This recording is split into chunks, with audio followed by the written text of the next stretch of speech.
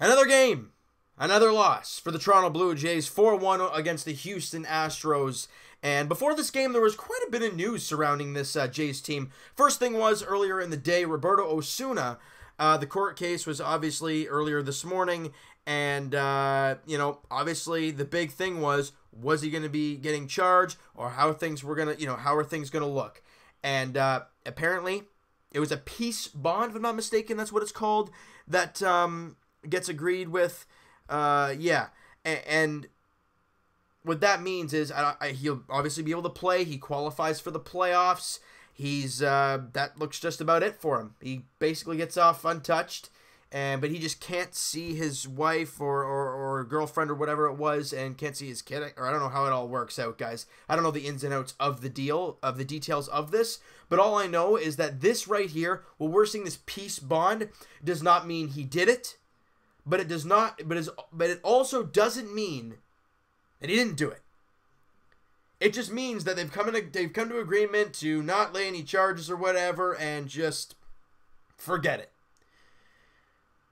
So everyone's saying, "Oh, he didn't even do it, and the Jays traded him. What a bunch of losers!" Or why they make this stupid move? Look, guys, we can't predict the future. Clearly, the MLB, who saw everything, felt the necessity to give him a 75-game suspension, which is the third longest in MLB history. Pretty decent size. They saw something that they did not want a part of their game, so they suspended him for 75 games. Obviously, he's back now and all that stuff, but the court cases, the legal stuff, and all that stuff. So, really, we're never going to find out if he actually did it or if he did not do it. That's it. Everything's done. It's over. Now we can actually move on from this garbage. The next bit of news is Lourdes Gurriel obviously left the game yesterday with a hamstring tightness, and he is done for the season. Well, there's only like 4 games left, but a grade 2 hamstring strain or something like that, strained hamstring, something along those lines. He is obviously done for the season, but you know what? When you get hurt like that, there's no reason to hit the field again. There really isn't. He had a great rookie campaign. He didn't play a full year, but when he did, he was fantastic. So let him rest these last few games, watch the team from the dugout, and then come out here in spring training and get your job. Now, it sucks for him because he can't even play a full game against his brother. Last time we played the Houston Astros, he got sent down right before the trip, and then in the first game, in his first at-bat in that ball game yesterday, in his first game against his brother, leaves with injury, and he's not going to return the entire series and the season. Just no luck for Lourdes Gurriel, or the Gurriel brothers, I guess you want to call it, but more or less for Lourdes Gurriel Jr. More news. Aaron Sanchez has surgery on his finger. Thank the Lord. You know what? I don't know if this surgery has been overdue. I don't know if this is dated back to last year or if it's been the start of this year. It's been acting up and they needed surgery. But it's about darn time. So he had surgery today. He is expected to be ready for spring training next year, and that right there, I'm hoping, we are all praying and hoping that surgery fixes things and that he's ready to go, and when spring comes around, he stays healthy, he has a good spring, comes out in the season, and pitches like the Aaron Sanchez we know from a few years back. I don't know. We're going to have to wait and see, though, so that's really the news, I guess, around the Blue Jays, quite a bit. But now let's talk about this ball game, even though I didn't really want to talk about it too much because the Jays lost 4-1. They have 1 run on 6 hits against the heart-throwing right-hander, Josh James, who was fantastic. He's got a great slider, like they mentioned it in the broadcast today. It looks a lot like King Felix Hernandez's a brilliant pitch. Now we're not saying Josh James is King Felix, but it looked like it. Sam Gaviglio, guys, goes 5 innings, gave up 6 hits, 4 runs, 3 were earned, 3 strikeouts, and 2 walks. Look, he was great until, what inning was that? The 6th inning, where he got a couple runners on base, and then, he gets pulled from the game, and they give up a couple runs. So, it's tough, but overall, I didn't think he was all that terrible, but, I mean, that right there ends the season for Sam Gaviglio with the loss against the Houston Astros, all right? So the Jays went down 2-0 early. Saw the theme yesterday. And guys, we talked about it when this team was actually playing well not too long ago. Look at what the starting pitching was doing. They were giving their team a chance to win, throwing up zeros early on, whether it be in the 2nd, 3rd, 4th, 5th inning, whatever. After the first inning, The guys were cruising. Sean Reid-Foley, yeah, he was an exception in his last outing, but Thomas Pannone was great. Ryan Borucki was great. In his last 2 outings, Ryan Borucki and Thomas Pannone have been fantastic. And look what happens. You get victories or you get quality starts. Like Ryan Borucki was facing Blake Snell in his last start. Cy Young Award winner. What else do you expect?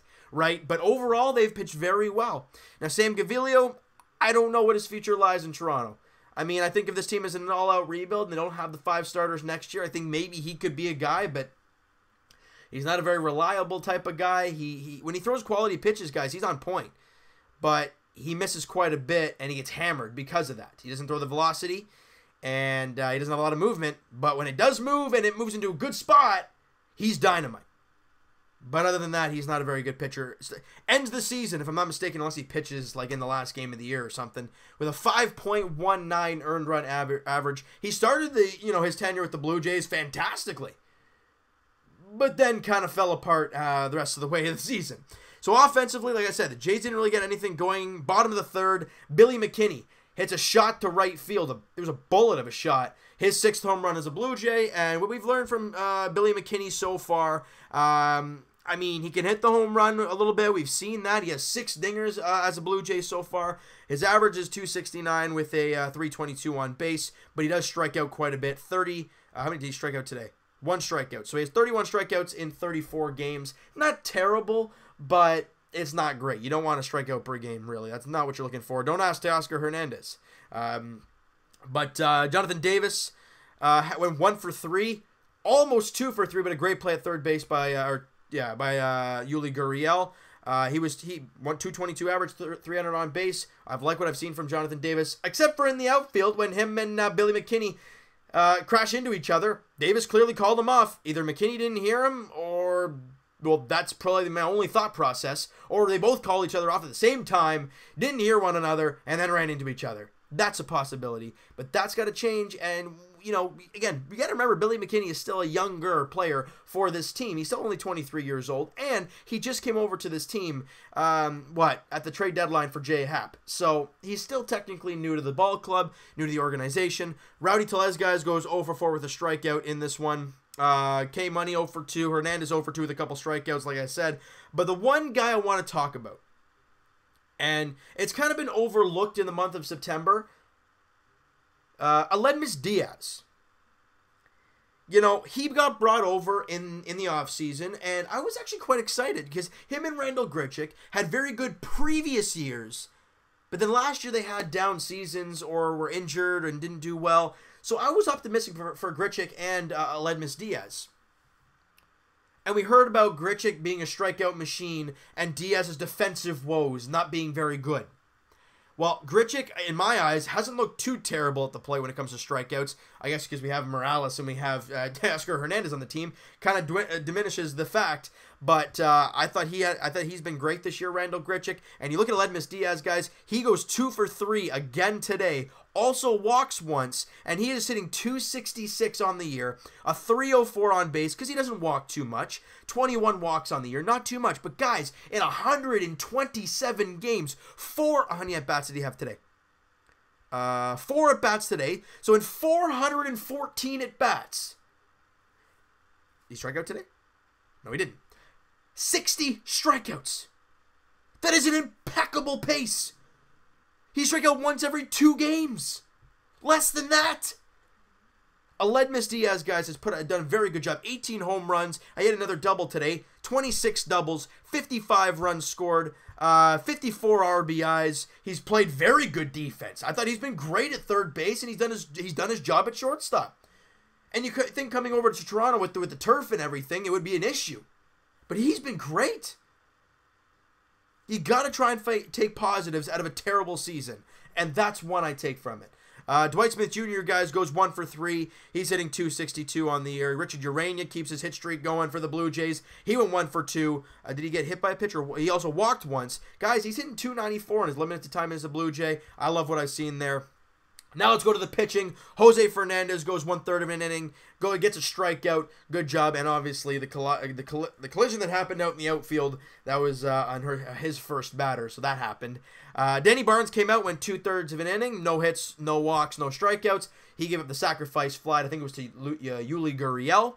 David Paulino, former Houston Astro, acquired in the Roberto Osuna trade, went an inning, gave up a hit, no walks, no strikeouts. But other than the leadoff hit to Bregman, he didn't get rattled. He didn't think too much. Just went out there, did his job. His ERA drops to 1.59 in his very, very, very limited time as a Blue Jay. 5 2/3 innings pitched. But he's been very good. I like what I've seen. Mark Leiter Jr. went an inning, gave up a hit and a strikeout, and that was it.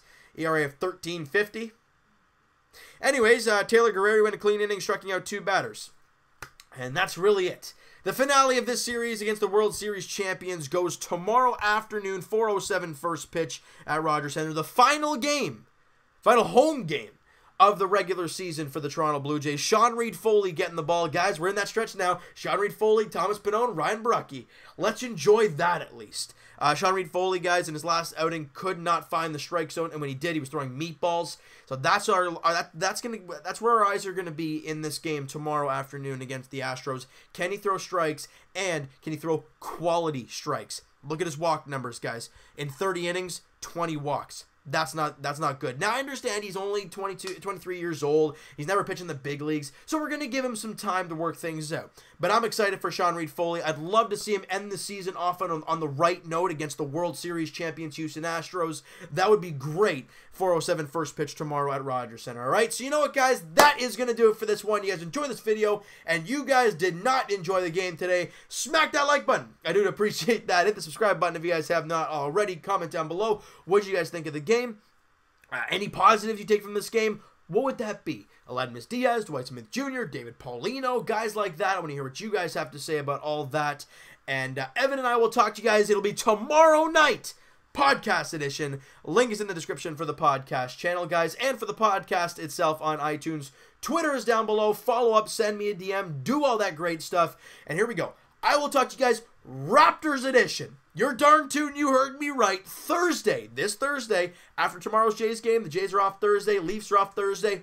Boom, Raptors preseason preview, September 27th, this Thursday, 2 days from right now, if you count today and tomorrow. And we'll be talking all about that, breaking down the preseason, the media day we heard, and all that great stuff, because it's going to be a lot of fun this Raptors season coming up. It's going to be a highly anticipated season for the Toronto Raptors. And we'll talk to you guys Leafs edition tomorrow night as they play the back-to-back against the Montreal Canadiens at the Bell Center. And the Leafs have their regular lineup in there tomorrow night, so I can't wait to watch. You're going to see the Matthews line out there. You're going to see the Tavares line out there. You're going to see the Kadri line out there. You're going to see Riley and Hainsey. You're going to see Freddie Anderson, Gardner Zaitsev. Oh, it's going to be fun because you actually see the Toronto Maple Leafs on the ice tomorrow. Not like an AHL matchup like it was yesterday. Kind of a boring one. You didn't really know what you were going to get. It was an absolute crap show, so you didn't really worry about it. Tomorrow's going to be the fun one, though, at the Bell Center. Just looking here, seeing what time it is. 7:30 puck drop. Carey Price, Freddie Anderson, the expected starters. And as for the Blue Jays, we'll talk to you guys tomorrow night. 4:07 first pitch at Rogers Center as the Blue Jays wrap up the home schedule of the 2018 season. Sean Reid-Foley on the mound for the Blue Jays. It doesn't have here who's pitching for the Houston Astros yet. We'll find out soon enough. But let's see if Sean Reid-Foley can end his season off on the right note against the World Series champion, Houston Astros. Like I said, 4:07 first pitch at Rogers Center. We'll talk to you guys then.